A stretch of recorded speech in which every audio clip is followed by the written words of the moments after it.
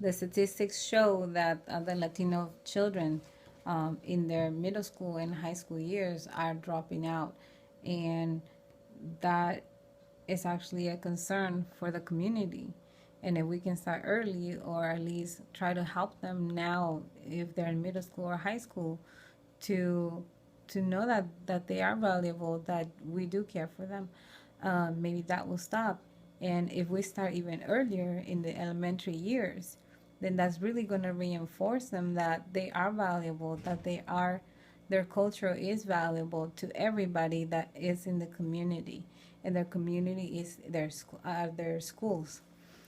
Um, and I have talked to other parents who are looking for change. I have gone to meetings, board meetings, to talk to the members, the board members, and also talk to the superintendent, and show them that this school has made it through.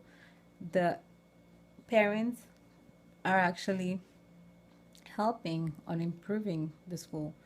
It's not just a school where they go and drop off their kids. It's a community where we help each other. We try to do our best on being helpful, on helping each other, and that you can see it with everybody, because we are all trying to put a piece of our assistance, of being helpful in everything or anything that is happening at the school, and that makes a big difference. Um, that's the way I assess this issue, because it is important, because we don't want our children to be dropping out. We don't want the rates to continue to being so high when they're in middle school or high school. We want them to finish middle school. We want them to finish high school. But the only way that's going to happen is that the children know that they are valuable, that we need them there, and that they need to do their best. Not only for, I mean, it will be, first it will be for themselves, and afterwards it will be for their community once they become um, responsible adults, and that they can make their wise choices and remember all the lessons, all the adults that were in their lives that try to help them, um, maybe not financially, but morally. They were there and left a good message for them. Um, who did I involve? Again, I involved um, the Project Cornerstone. I spoke with them. I want the program. I really want the program to spread in this district, school district. And I also talked to the principals. I talked to other parents, because this is a parent-based project, and it's a parent initiative. The parents need to start the initiative on speaking with their principals, trying to get support for this program.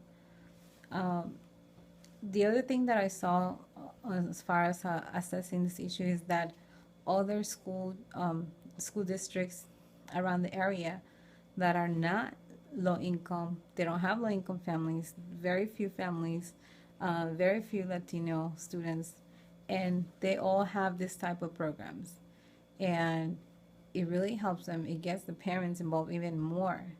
Um, but it's all because the parents want the program there, and they are seeing that it does make a difference. Let's see. What are my recommendations for change? My recommendations for the change will be to start reaching out to parents, especially parents who are um, who want to see the change, who would like to be involved but don't know how. Especially parents who are monolingual, that only speak Spanish. It's important to have them involved, because the if we don't speak their language, and we're not doing anything to change that, then the school climate is not going to change. And that's one of the requirements of the new Common Core standards for the school, and the LCAP, the language um, for the children and for the parents needs to really have them engaged, and they need to do the best they can to be able to engage with the parents. And this is one way to do it. It doesn't matter if they don't speak English. It doesn't matter if they don't speak Spanish, or they don't know how to read. What's important is that they would be able to be there and help. The program of Los Dichos has the reading, but it also has an activity. And to do the activity, they only need to be able to be there if the children have questions or if they need help on putting something together. That's all. Or maybe give ideas. We all can contribute. All the parents can contribute something. And the children are going to remember that when they get older. So, yeah, my recommendations would be to advocate with the parents at different schools in this school district, to be able to make change happen. What is my strategy for change at the collaborative level? It will be to keep going to the school district, uh, advocating for programs from Project Cornerstone, get them in there, um, get them involved, because Alum Rock School District has 24 schools, and out of the 24, right now only 2 have this Los Dichos program, and one is Lucha, the other one is Curitan Elementary School. Both are elementary school, but Curitan just started about in April to have this program, and the school year ended in June, so they only had the program for 2 months, but it did make a difference. It did get more parents involved, and it is growing. So there are 2 schools that have the program, and they are seeing the change. So I'm hoping that by example, the other parents will feel empowered to ask their principals for assistance, for help, and to be able to make the change happen and have our children improve. Not just one school in the district, but all 24 schools.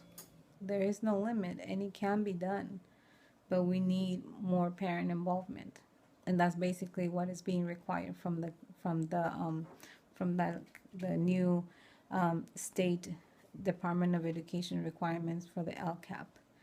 Parent involvement, it is very important. It's a key for children's success, and I hope that it will happen, that it will continue. Me as an advocate, I will continue with it now that I even have more information than what I had when I first started 2 years ago. I know more now. Um, I'm very lucky to have the people around me that are teaching me how to do this, how to advocate for others, because sometimes some people can't advocate for themselves. But if there's somebody there that they see and that they feel that they can support, or they feel that they are being supported, then they'll be willing to start making the change. Our cultural identity, not only for us but for our children, will be reinforced. It will help with stop the bullying that's happening so often now in schools. We don't want that to happen. Most of the time it happens because we don't understand each other.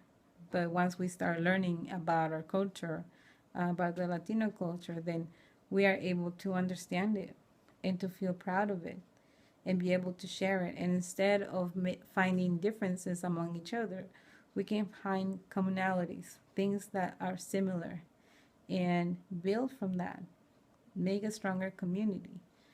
Um,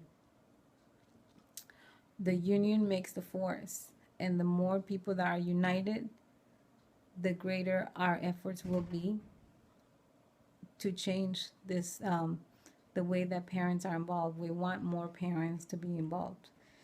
Uh, 24 school, over 500 students almost in each school. That's a lot of children that are not being reached by the Project Cornerstone and their 41 developmental assets from the Search Institute. Let's see.